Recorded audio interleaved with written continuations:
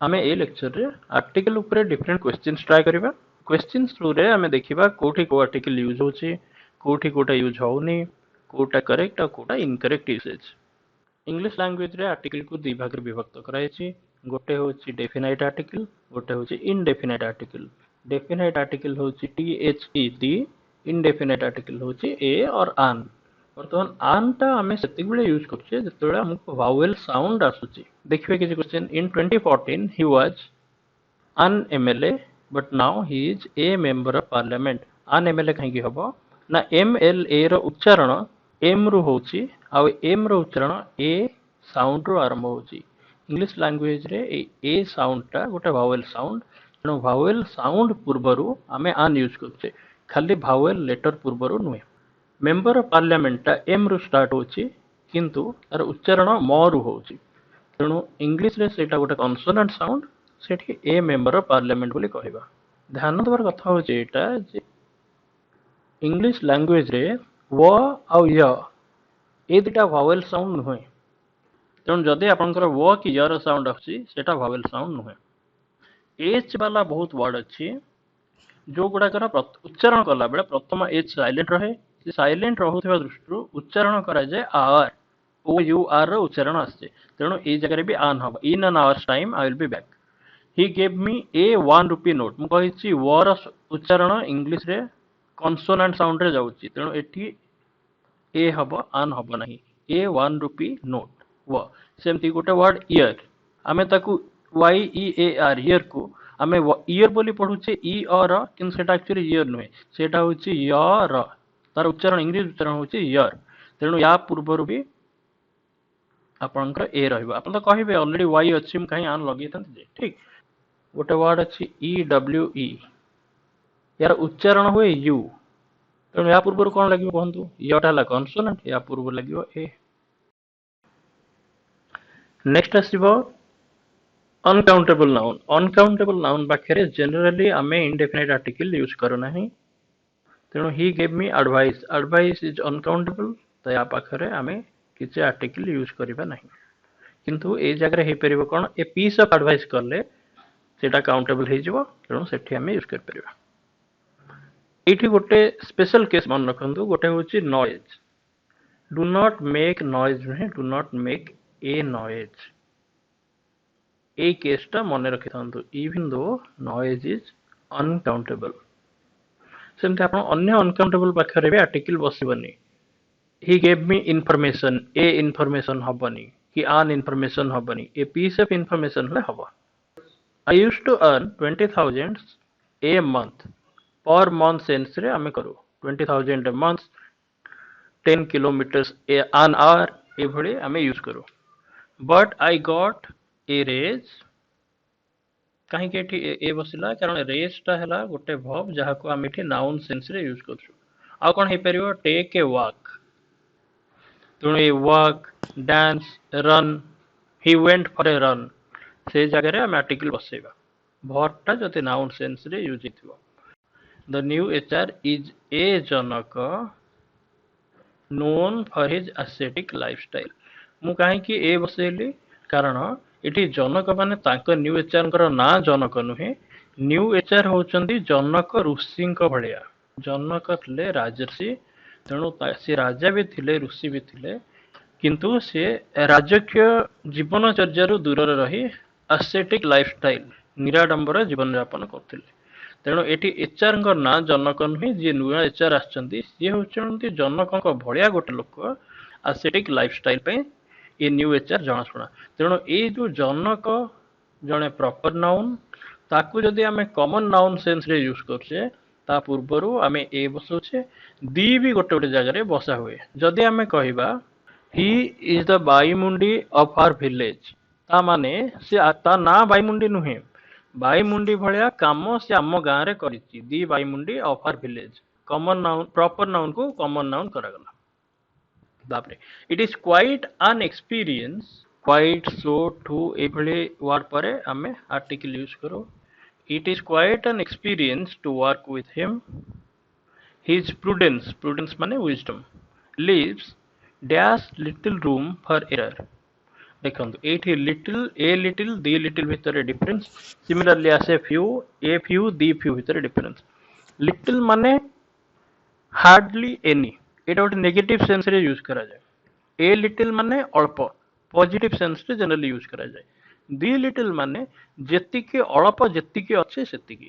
ଏଇ ଏକ୍ସାମ୍ପଲରେ ଆପଣ ବୁଝିବାକୁ ଚେଷ୍ଟା କରନ୍ତୁ। ହିଜ ପ୍ରୁଡେନ୍ସ ଲିଭ୍ସ ଲିଟିଲ ରୁମ୍ ଫର ଏରର। ଜଣେ ଯଦି ବିଜ୍ଞ ଲୋକ, ତାଙ୍କର ଜ୍ଞାନ ରହିଲେ ଏରର ଚାନ୍ସ ନା କେ ବରାବର ଅଛି। ତେଣୁ ଏ ନା କେ ବରାବର ଆକ୍ଚୁଆଲ ଇଂଲିଶ ୱାର୍ଡ ହଉଛି ଲିଟିଲ। ଅନକାଉଣ୍ଟେବଲ ପାଇଁ, ଯଦି କାଉଣ୍ଟେବଲ ହେଇଥିବ ଫ୍ୟୁ କହିବା। ଏ ଲିଟିଲ ମାନେ ଯୋଉଠି ଆମେ କହିବା there is a little milk in the bottle, ମାନେ ଅଳ୍ପ କିଛି ଅଛି। ଯଦି ଜଣେ କହୁଛି there is little milk in the bottle, ମାନେ ସେ ଯେତିକି ଅଛି ସେ ନଥିବା ସାଙ୍ଗରେ ସମାନ। I have spent many a sleepless night working on projects with him. Many a ପରେ singular noun ବସେ ଆଉ singular verb ହୁଏ। Many a man, many a sleepless night, night ହବନି ଏଠି, ମନେ ରଖିଥାନ୍ତୁ। He has also brought a new bodyguard with him dash Mr. Selby। A mister ସେଲବି ବୋଲି ହବ, କାରଣ ଯୋଉ ବଡିଗାର୍ଡକୁ ସିଏ ତାଙ୍କ ସାଙ୍ଗରେ ଆଣିଛନ୍ତି, ଆମେ ସେ ବଡିଗାର୍ଡକୁ ଜାଣିନେ ବା ସ୍ପିକର ଜାଣିନାହାନ୍ତି। ସେ କହୁଛନ୍ତି ଗୋଟେ ବ୍ରଟ୍ ନ୍ୟୁ ବଡିଗାର୍ଡ ଜଣେ ଆଣିଛନ୍ତି, କୋଉ ଗୋଟେ mister Selby. A Rakesh is here to meet you, ମାନେ ରାକେଶ ବୋଲି କିଏ ଜଣେ, ଏଇ ସେନ୍ସରେ ୟୁଜ କରାଯାଏ। He lives at a stone's throw away from the office। ଏ ଯୋଉ ଆଟ୍ ଏ stone's throw, ଏଇ ଯୋଉ ଏଇଟା କହନ୍ତି stone's throw ମାନେ ପଥର ଫିଙ୍ଗିଲେ ଯେତେ ବାଟ ଯିବ ସେତେ ବାଟ, ମାନେ ଅଳ୍ପ ବାଟ। ଏଇଟା ଇଂଲିଶର ଗୋଟେ ଫ୍ରେଜଟା। ତେଣୁ ଏଇ ଫ୍ରେଜରେ ଅଲରେଡି ଆଟ୍ ଏ stone's throwଟା ଅଲରେଡି ଗୋଟେ ଫ୍ରେଜ ଯୋଉଥିରେ ଆର୍ଟିକଲ ଏଟା ଇନକ୍ଲୁଡ ହେଇଛି। ଆପଣ ତାକୁ ମନ ଇଚ୍ଛା କାଟି ପାରିବେ ନାହିଁ। ଫ୍ରମ ଦି ଅଫିସ, ଅଫିସ ପୂର୍ବରୁ ସବୁବେଳେ ଅଫିସ, ମୁଭି ଏସବୁ ପୂର୍ବରୁ ଦି ଲାଗେ। କିନ୍ତୁ ୱାର୍କ, ବେଡ୍ ଏସବୁ, ଲଞ୍ଚ, ଡିନର ଏସବୁ ପୂର୍ବରୁ ଦି ଲାଗେ ନାହିଁ ଯଦି ଜେନେରାଲ ସେନ୍ସରେ, ତାର ରେଗୁଲାର ସେନ୍ସରେ ୟୁଜ ହଉଥିବ। One should never give ear to rumours. ଏଠି ଆନ୍ ଇୟର କରିବେନି, କାହିଁକି ନା ଏଇଟା ଗୋଟେ ଫ୍ରେଜ। ଗିଭ୍ ଇୟର ମାନେ କାନ ଦେବା, କାହାରି କଥାକୁ ବା ରୁମରକୁ କାନ ଦିଅନ୍ତୁ ନାହିଁ। I don't quite understand what kind of app ମାନେ application Snapchat is। kind of, type of, sort of, या ପରେ ଆର୍ଟିକଲ ବସେ ନାହିଁ, ତ ଏଠି କିଛି ଆର୍ଟିକଲ ବସିବ ନାହିଁ। ତାପରେ ଆମେ ଆସିଗଲେ ଡେଫିନାଇଟ ଆର୍ଟିକଲ ଦିକୁ। ଦି କୋଉଠି ବସିବ, କୋଉଠି ବସିବନି। Hague is a beautiful place to visit, ଏଇଠି ହବ ଦି ହେଗ୍। ଦି ହେଗ୍ କାହିଁ ହବ ନା, କେତେବେଳେ ଜାଗା ଅଛି, ଜେନେରାଲି ଆମେ ଜାଗା ପୂର୍ବରୁ ଦି ବସଉନୁ, କିନ୍ତୁ କେତେଗୁଡେ ଜାଗା ଦି ହେଗ୍, ଦି ନେଦରଲ୍ୟାଣ୍ଡସ ଏସବୁ ଜାଗାରେ ଦିଟା ବସିବ, ଜାଗା ନା ପୂର୍ବରୁ ବି ଦି ବସିବ। ଦେ ସେ Chinese is difficult not for the Chinese I guess. ଏଇଠି ଯୋଉ କୁହାଯାଉଛି ଦେ ସେ ଚାଇନିଜ ଇଜ ଡିଫିକଲ୍ଟ, ତାମାନେ ଏଠି ଚାଇନିଜ ଲାଙ୍ଗୁଏଜ କଥା କୁହାଯାଉଛି। ଲାଙ୍ଗୁଏଜ ଆଉ ସବଜେକ୍ଟ ପୂର୍ବରୁ ଦି ବସେନି। ମ୍ୟାଥମେଟିକ୍ସ, ସାଇନ୍ସ, ହିଷ୍ଟ୍ରି, ସଂସ୍କୃତ, ହିନ୍ଦୀ ଏ ସବୁ ପୂର୍ବରୁ, ଓଡ଼ିଆ ୟା ପୂର୍ବରୁ ଆପଣଙ୍କର ଦି ବସିବ ନାହିଁ। କିନ୍ତୁ ଯଦି ଏ ଲାଙ୍ଗୁଏଜଟାକୁ ପୂର୍ବରୁ ଆମେ ଆର୍ଟିକଲ ୟୁଜ କରିବା, ତାହେଲେ ସେଇ ଲାଙ୍ଗୁଏଜ ସ୍ପିକିଂ ଲୋକଙ୍କୁ ବୁଝେଇବ, ସେଇ ଜାଗାରେ ଦି ବସି ପାରିବା। ଦି ଚାଇନିଜ ମାନେ ଚାଇନିଜ କହୁଥିବା ଲୋକ, ଦି ଓଡ଼ିଆ ମାନେ ଓଡ଼ିଆ କହୁଥିବା ଲୋକ। The universe speaks to you whenever you want to listen। ଏଠି ବସିବ ଦି, କାରଣ ୟୁନିଭର୍ସ, ଆର୍ଥ ଏସବୁ ପୂର୍ବରୁ ଦି ବସେ। କୋଉଠି ବସେନି ମନେ ରଖନ୍ତୁ, ସ୍ପେସରେ ବସେନି। ସ୍ପେସ ମାନେ ବ୍ରହ୍ମାଣ୍ଡ ଅର୍ଥରେ କୁହାଗଲେ ସେଠି ବସିବ ନାହିଁ। ଦ ସ୍ପେସ ଫର ପାର୍କିଂ ୱାଜ ଅକ୍ୟୁପାଇଡ, ସେଠି ବସିପାରିବେ, କିନ୍ତୁ ୟୁନିଭର୍ସ ଅର୍ଥରେ ବସିପାରିବେନି। ହେଲ୍, ହେଭେନ, ଗଡ ୟାଙ୍କ ପାଖରେ ଦି ବସେନି, କିନ୍ତୁ ୟୁନିଭର୍ସରେ ଦି ବସେ। ଏନଭାରନମେଣ୍ଟରେ ବି ଦି ବସେ, the environment. Stop polluting the environment. ତାପରେ ଦେଖନ୍ତୁ, Meghasani is the second highest peak of Odisha that lies in the Eastern Ghat. Mountain ପୂର୍ବରୁ, ମାଉଣ୍ଟେନ ରେଞ୍ଜ ପୂର୍ବରୁ ଦି ବସିବ, କିନ୍ତୁ ମାଉଣ୍ଟେନ ପିକ୍ ପୂର୍ବରୁ, ମେଘସାନୀ, ଆପଣର ମାଉଣ୍ଟ ଏଭରେଷ୍ଟ, ଏସବୁ ଜାଗାରେ ବସିବନି। ମାଉଣ୍ଟ ପିକ୍ ପୂର୍ବରୁ ବସିବନି, ମାଉଣ୍ଟେନ ରେଞ୍ଜ ପୂର୍ବରୁ ଦି ବସିବ।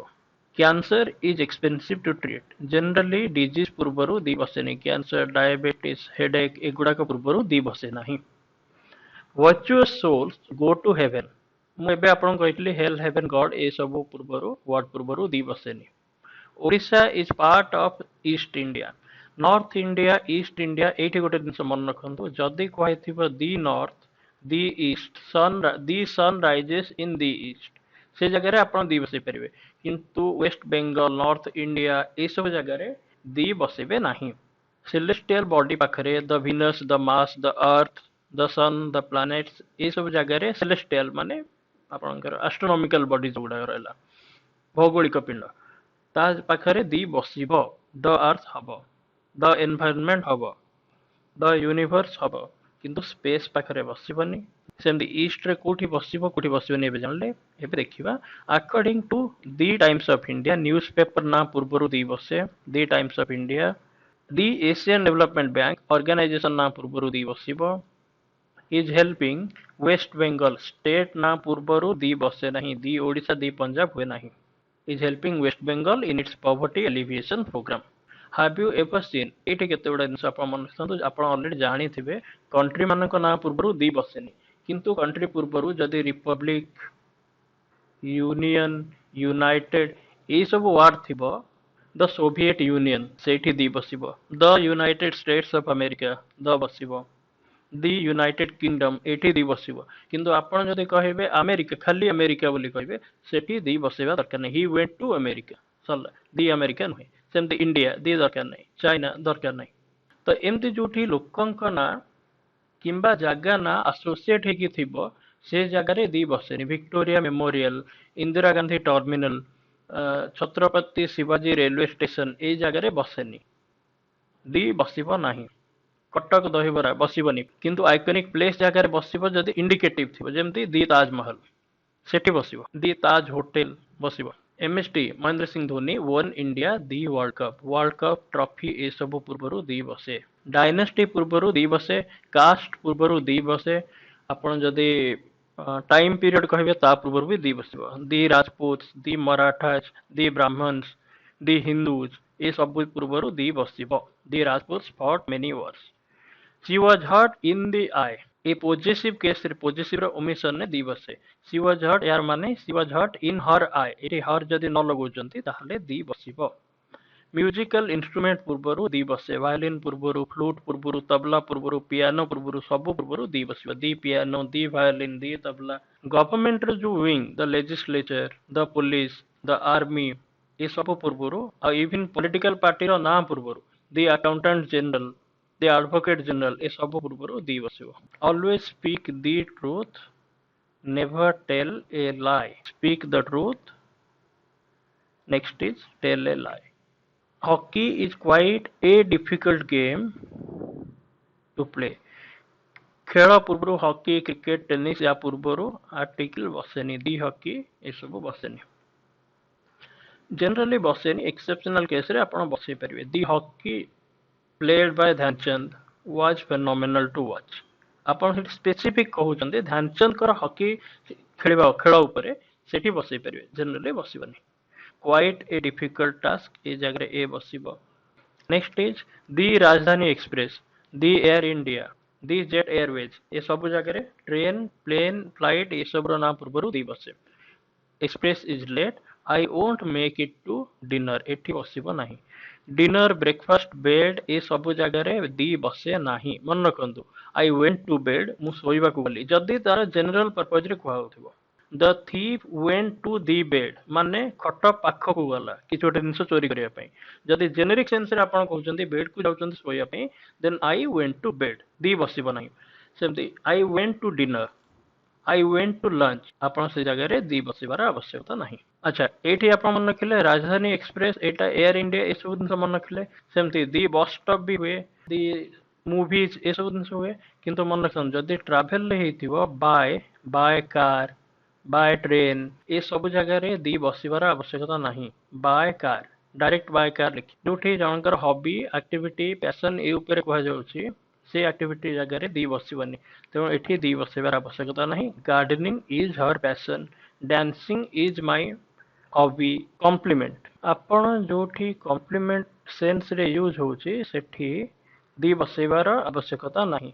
ଏଇଭଳିଆ ୱାର୍ଡ ଚାରିଟା ଆପଣ ମନେ ରଖନ୍ତୁ।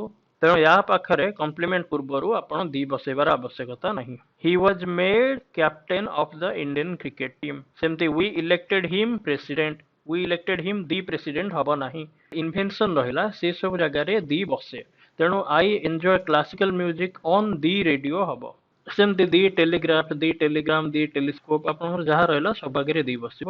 କିନ୍ତୁ ଏଇ ଗୋଟିଏ କେସଟା ମନେ ରଖିଥାନ୍ତୁ, he was watching television. Watching television ଯେତେବେଳେ ସେ ଟିଭି ଦେଖୁଛି ସେଇ ସେନ୍ସରେ ଆମେ ଦି ବସେଇବା ନାହିଁ। ୱାଚିଂ ଟେଲିଭିଜନ ଅଲଗା ସବୁଆଡେ ଦି ବସେ। ଇନଷ୍ଟ୍ରୁମେଣ୍ଟ ଯାହା ସାଇଣ୍ଟିଫିକ ଇନଭେନସନ କଥା ଆମେ ଯଦି କହିବା। ଲେଟ୍ ଜଜ୍ in you decide what punishment should be given to him. ଜଜ୍ ଇନ୍ ୟୁ ମାନେ କଣ? ଆପଣଙ୍କ ଭିତରେ କଣ କିଏ ଜଜ୍ ଅଛି? ହଁ, ଆପଣଙ୍କ ଭିତରେ ଯୋଉ ଜଜ୍ ଅଛି ତାକୁ ଡିସାଇଡ୍ କରିବାକୁ ଦିଅନ୍ତୁ କୋଉ ପନିଶମେଣ୍ଟ ଦିଆହବ। ତେଣୁ ଏଇଠି ଯଦି ଜଣଙ୍କର ଜଜ୍ ମାନେ ଜଜ୍ ଗୋଟେ ଲୋକ ନୁହେଁ, ଆପଣଙ୍କ ଭିତରେ ଥିବା ଜଜମେଣ୍ଟ ବା ଜଷ୍ଟିସର ସେନ୍ସକୁ ଅପିଲ କରାଯାଉଛି। ତେଣୁ ସେଇ ସେନ୍ସରେ ଦି ବସେଇବା। Let the winner in you speak for himself. ଆପଣଙ୍କ ଭିତରେ ଥିବା ବିଜେତାକୁ କହିବାକୁ ଦିଅନ୍ତୁ। ତେଣୁ ଏଇଠି ଦି ବସାଏ। The winner inside you, a mother in her, ଏସବୁ ଜାଗାରେ ଦି କିମ୍ବା ଏ। ଏଇ ଜାଗାରେ ଆମର ଲେଟ୍ ଦ ଜଜ୍ ଅଫ୍ ୟୁ ଡିସାଇଡ୍, ଏଠି ଦି ବସିବ definite article. He is the stronger of the two brothers. ଏଠି କମ୍ପାରେଟିଭ ସେନ୍ସରେ ହୁଏ। ସୁପରଲେଟିଭ ସେନ୍ସରେ ତ ଆପଣ ଅଲରେଡି ଜାଣିଥିବେ। He is the best student in the class. ତେଣୁ the best, the most powerful, the most venomous, ଏସବୁ ସେନ୍ସରେ ସୁପରଲେଟିଭ ଡିଗ୍ରୀରେ ଦି ବସିବ। ଅଲ୍ ଆଉ ବୋଥ୍, ୟାର ପରେ ଦି ବସେ, ହୋଲ ପୂର୍ବରୁ ଦି ବସେ, ଦି ହୋଲ କୁହାଯାଏ। ତ all the wealth could not give Gautama what he wanted. ତେଣୁ all ପରେ ଦି ବସେ, all the wealth। ସେମିତି both the students, both the culprits, ଏସବୁ ଜିନିଷ। ତାପରେ ଆସିଲା ଅର୍ଡିନାଲ ଆଉ କାର୍ଡିନାଲ, ମାନେ ସେକେଣ୍ଡ ଆଉ ଟୁ, ଏଇ ଦିଟା ଭିତରେ। Second, third, first, 21st, 10th, ଏସବୁ ପୂର୍ବରୁ ସବୁବେଳେ ଦି ବସେ। ଦି ସେକେଣ୍ଡ ଚାପ୍ଟର ଇଜ ଇଣ୍ଟରେଷ୍ଟିଂ। କିନ୍ତୁ 2, 3, 4, 5 ଏହା ପୂର୍ବରୁ ଦି ବସିବାର ଆବଶ୍ୟକତା ନାହିଁ। ମନେ ରଖିଥା କଣ ହେଲା sentence? The second chapter is interesting but chapter 3 is garbage. ଆଚ୍ଛା, ମ୍ୟାଟେରିଆଲ ନାଉନ, ଆବଷ୍ଟ୍ରାକ୍ଟ ନାଉନ ପୂର୍ବରୁ ଦି ବସାଯାଏ ନାହିଁ ଯଦି ମ୍ୟାଟେରିଆଲ କି ଆବଷ୍ଟ୍ରାକ୍ଟ ସେନ୍ସରେ ୟୁଜ କରାଯାଉଥିବ। କେମିତି? ଟି ଇଜ ଗୁଡ୍ ଫର ହେଲ୍ଥ। ଟି ହଉଛି ଚାହା, ଚାହା ମ୍ୟାଟେରିଆଲ ସେନ୍ସରେ ୟୁଜ କରାଯାଉଛି। ତେଣୁ ଏଠି ଦି ବସାଇବାର ଆବଶ୍ୟକତା ନାହିଁ। ସେମିତି ଗୋଲ୍ଡ, ଏଗୁଡ଼ା ମ୍ୟାଟେରିଆଲ ନାଉନ। ଆଇରନ୍, କପର, ଯାହା ରହିଲା। ଆବଷ୍ଟ୍ରାକ୍ଟ ନାଉନ କଣ? Wisdom, kindness. ଏସବୁ ନାଉନ ପୂର୍ବରୁ ବି ଜେନେରାଲ ସେନ୍ସରେ ୟୁଜ କଲେ ଦି ବସାଯାଏ ନାହିଁ। କେତେବେଳେ ଦି ବସେଇବେ ଦେଖନ୍ତୁ। ଏଠି କହିଲେ tea is good for health and the tea of Assam is something to die for. ଏଠି ଚାହା ବିଷୟରେ କୁହାଉନି, ଏଠି ଆସାମର ଚାହା ବିଷୟରେ ସ୍ପେସିଫିକ କୁହାଉଛି। ତେଣୁ ଯୋଉଠି ସ୍ପେସିଫିକ କରିଦିଆଗଲା ସେଇଠି ଆପଣ ଦି ବସେଇବେ। The secretary and treasurer was in the wrong. In the wrong, in the right, ଏଗୁଡାକ ହଉଛି ଫ୍ରେଜ ଗୁଡାକ। ଆପଣ ତାକୁ ଇନ୍ ରଙ୍ଗ, ଇନ୍ ରାଇଟ୍ ବୋଲି କହିପାରିବେ ନାହିଁ। ସେଟା ହଉଛି phrase. The structure is like that, in the wrong, in the right. So his reappointment was out of the question. ସେମିତି ଆଉଟ ଅଫ୍ ଦି କ୍ୱେଶ୍ଚିନ୍ ହଉଛି ଗୋଟେ ଫ୍ରେଜ। ଆପଣ ଏଥିରୁ ଦି କାଢି ପାରିବେ ନାହିଁ। ଏଠି ଦେଖନ୍ତୁ ୱାଜ କୁହାଯାଇଛି। ଯଦି କୁହାଯାଇଥାନ୍ତା ଦି ସେକ୍ରେଟେରୀ ଆଉ ଦି ଟ୍ରେଜରର, ତାହେଲେ ସେଟା ଦିଟା ଲୋକଙ୍କୁ ବୁଝେଇଥାନ୍ତା। ଦିଟା ଲୋକଙ୍କ ପାଇଁ ୱାଜ ୟୁଜ କରାଯିବ ନାହିଁ। ତେଣୁ ଏଠି ଯୋଉ ଲୋକ ସେକ୍ରେଟେରୀ ସେ ନିଜେ ଟ୍ରେଜରର, ତେଣୁ ଗୋଟିଏ ଦି ବସିଲା। ଯଦି ଆମେ କହିଥାନ୍ତେ the secretary and the treasurer were present in the meeting, ମାନେ ଦି ଜଣ ଅଲଗା ଲୋକ। ଏକ୍ସାମରେ ଆର୍ଟିକଲ୍ସରୁ କେବଳ ଆପଣଙ୍କୁ ଫିଲ୍ ଇନ୍ ଦ ବ୍ଲାଙ୍କ୍ସ ଟାଇପର କ୍ୱେଶ୍ଚିନ୍ ଆସିବ। ବିଙ୍ଗ ମାଇଣ୍ଡଫୁଲ୍ ଅଫ୍ ଦ୍ୟାଟ୍, ଆମେ ଆର୍ଟିକଲ୍ସର ଗୋଟେ ଡିଟେଲ ନୋଟ୍ସ ପ୍ରିପେୟାର କରୁଛୁ, ଯୋଉଟା ହ୍ୱାଟ୍ସଆପ୍ ଗ୍ରୁପରେ ଆମେ ଅପଲୋଡ କରିବୁ। ଗ୍ରୁପର ଲିଙ୍କ ଡିସ୍କ୍ରିପ୍ସନରେ ଅଛି, ଆପଣମାନେ ଜଏନ୍ କରନ୍ତୁ, ବେନିଫିଟେଡ୍ ହେବେ। ଆପଣଙ୍କୁ ଏଇ ନୋଟ୍ସରେ ଆର୍ଟିକଲର କମ୍ପ୍ଲିଟ୍ ଏକ୍ସହଷ୍ଟିଭ ନୋଟ୍ସ ଦିଆଯାଇଛି, ଯୋଉଟା ପଢିକି ଆପଣ ଏକ୍ସାମରେ fill in the blanks type of questions ବହୁତ ସହଜରେ କରିପାରିବେ। ଇଜିଠୁ ନେଇକି ଡିଫିକଲ୍ଟ ଲେଭେଲ କ୍ୱେଶ୍ଚିନ୍ ସବୁକୁ ଆମେ ମାଇଣ୍ଡଫୁଲ ହେଇକି କରିଛୁ। ଦେଖନ୍ତୁ ମୁଁ ଯୋଉ ୱାର୍ଡ ଆପଣଙ୍କୁ କହୁଥିଲି ୟୁ, ସେ ୱାର୍ଡଟା ବି ଏଠି ଅଛି। ତେଣୁ ମୁଁ ଆପଣଙ୍କୁ କିଛି କିଛି ଜିନିଷ ଆପଣଙ୍କୁ କହିଦେଇଥିଲି ଭିଡିଓରେ, ଏଥିରେ କମ୍ପ୍ଲିଟ୍ ଡିଟେଲ୍ସରେ ସବୁ ଜିନିଷ ଅଛି। କେବଳ ଏଇ ନୋଟ୍ସକୁ ଏଇଠି ଗୋଟେ ଜିନିଷ ଦେଖନ୍ତୁ, a mister Thomas Alva is here to meet you. ତାମାନେ ଏ ଥମସ୍ ଏଲବି କିଏ ଆମେ ଜାଣିନେ, ଆଗରୁ ତାଙ୍କ ସହିତ ଚିହ୍ନା ପରିଚୟ ନାହିଁ। ସେ ଏବେ ଆସିଛନ୍ତି, କହୁଛନ୍ତି ମୋ ନାଁ ଥମସ୍ ଏଲବି ବୋଲି। ଏଇ ନୋଟ୍ସକୁ ଛାଡ଼ିଲେ 57ଟା ଫିଲ୍ ଇନ୍ ଦ ବ୍ଲାଙ୍କ୍ସ ଟାଇପର କ୍ୱେଶ୍ଚିନ୍ ଅଛି। ଆପଣ ୟାକୁ ପ୍ରାକ୍ଟିସ କରନ୍ତୁ। ଯାହା ଆପଣଙ୍କର ଯୋଉଠି ଡାଉଟ୍ ରହୁଛି ଗ୍ରୁପରେ ନିଶ୍ଚୟ ପଚାରନ୍ତୁ, ଆପଣଙ୍କର ସବୁ ଡାଉଟ୍ କ୍ଲିୟର କରାଯିବ। ନେକ୍ସଟ ଇଜ ଶିବାଜୀ ଦି ହିରୋ ଅଫ୍ ଦି ମରାଠାଜ ଇଜ ରିମେମ୍ବର୍ଡ। ମରାଠାଜ ପାଖରେ କାହିଁକି ଦିବସ ହେଲା କୁହନ୍ତୁ ତ? आपन कहि देछि दि राजपूत दि ब्राह्मण्स दि हिंदूज ए सब जगह रे जाति वर्ण गोत्र ए सब अर्थ बुझुतले आमे सेठी दी बसेबा। अच्छा नाउन इन अपोजिशन पाखरे भी आमे दी बसो। एठी जो हीरो ऑफ द मराठाज एटा होची शिवाजी को बुझौची। तेणु यांक पाखरे Shivaji the hero of the Marathas is remembered. सेमती doctor Kalam the former president, Sachin Tendulkar the brilliant cricketer.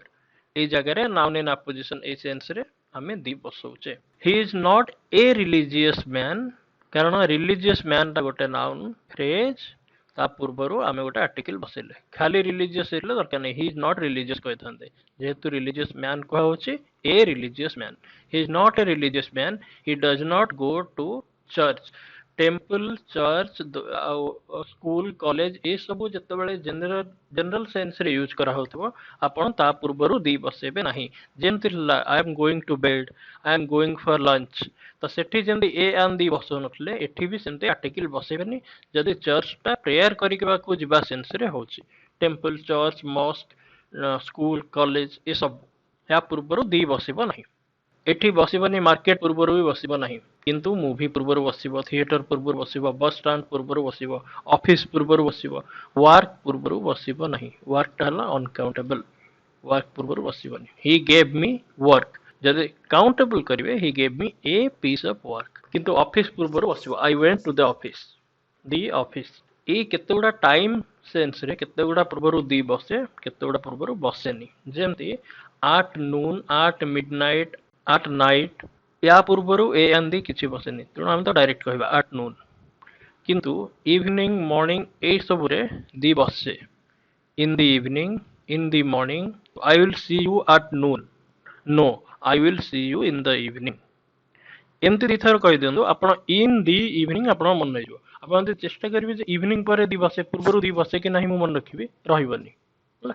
I will see you next week, I will see you next week, तेणु दी बसिबार आवश्यकता नहीं। I can't meet you at noon, let's meet in the evening और next week. एठी next week टा समय sense रे use कराइछि बोली आमे दी बसबोनी। जदि नेक्स्ट क्वेश्चन कहिबा सेठी आमे निश्चय दी बसेबा। The next question is difficult but the last, the first, the last, the second मु आपन कहितली the last one is the best. काहे कोंतो बेस्ट होची सुपरलेटिव डिग्री। 41 और 42 को अपन देखंतु। 41 कहूची फर्स्ट एंड सेकंड चैप्टर, 42 रे कहूची फर्स्ट एंड सेकंड चैप्टर्स। जे ए जो चैप्टर टा कॉमन निया है कि एठी लिखा जाय नाही, नले एमती लिखा हुआ था the first chapter and the second chapter are interesting, तेणु दुईटा दी बसिला। बुझले?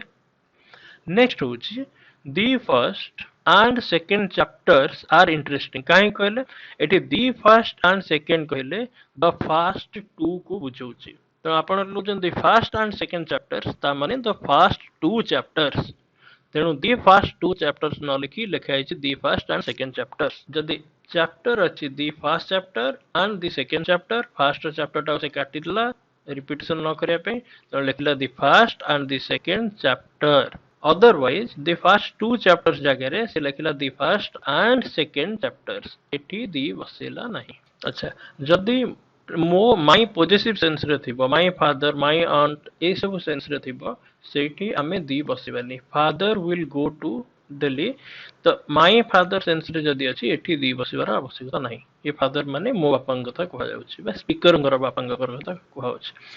Father will go to Delhi, एठी दी बसिया दरकार नहीं। आपण जानि कटक दिल्ली भुवनेश्वर एठी दी बसे नहीं। बाय एयर मु आपण कहितली by air, by car, by train ये सब जगह रे दी बसे नहीं, डायरेक्ट सेमति हुए बाय एयर।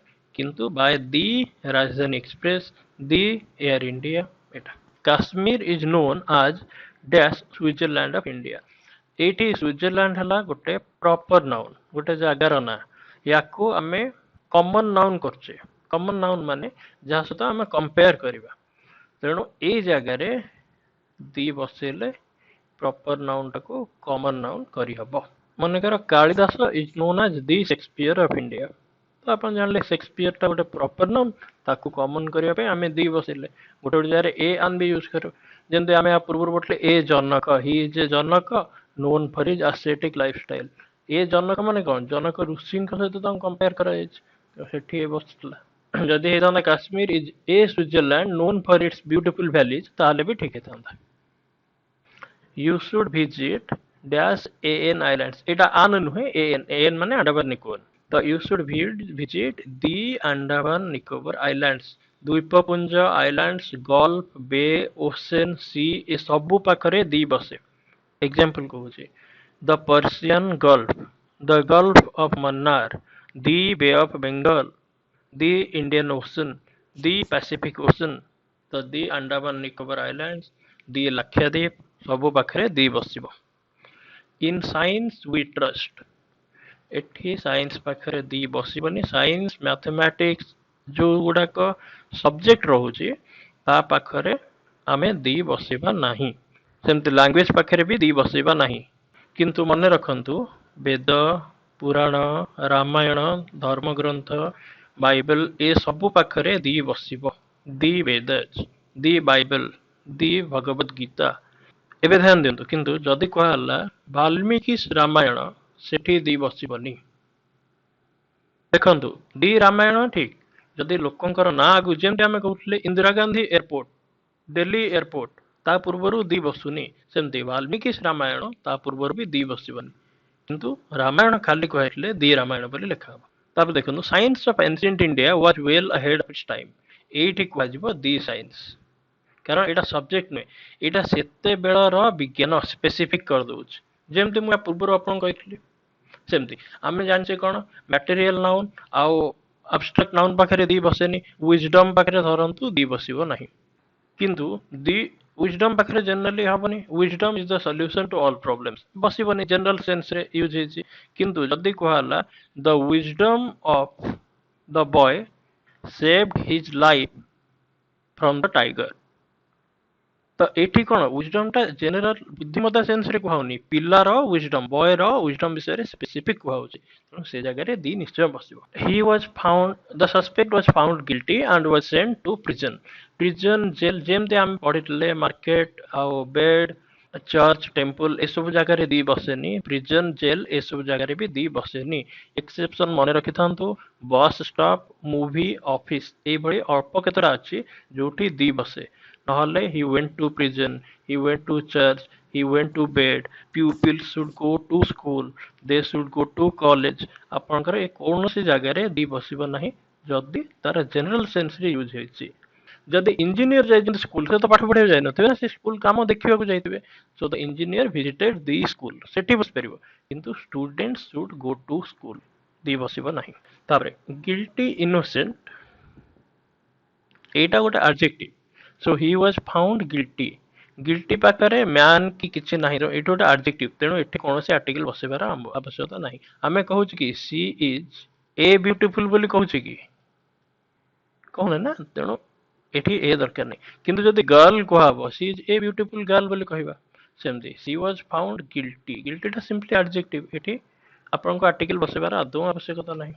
ଯେମିତି ମୁଁ ଆଗରୁ ଆପଣଙ୍କୁ କହିଥିଲି ଆବଷ୍ଟ୍ରାକ୍ଟ ନାଉନ ପାଖରେ ବସେନି, ସେମିତି ଆଉ କେତେ ଗୁଡା ମନେ ରଖିଥାନ୍ତୁ। ଗୋଟେ ହଉଛି ମ୍ୟାନ, ଗୋଟେ ହଉଛି ମ୍ୟାନ କାଇଣ୍ଡ, ଲାଇଫ, ଏଇସବୁ ଜିନିଷ, ଏଇସବୁ ୱାର୍ଡଟା ଯଦି ତାର ଜେନେରାଲ ସେନ୍ସରେ ୟୁଜ ହଉଥିବ, ମ୍ୟାନଟା ଯଦି ମ୍ୟାନକାଇଣ୍ଡ ସେନ୍ସରେ ୟୁଜ କରାହଉଥିବ, ତାହେଲେ ତା ପୂର୍ବରୁ ବି ଆର୍ଟିକଲ ବସେଇବେନି। ସେମିତି ଲାଇଫ ପୂର୍ବରୁ ଜେନେରାଲି ଆପଣ ଜୀବନ, ଏହା ପୂର୍ବରୁ ବସେଇବେନି। କିନ୍ତୁ ଗୋଟେ ସ୍ପେସିଫିକ ଜୀବନ, ଅସରପାର ଜୀବନ କହିଲେ ବସେଇବେ।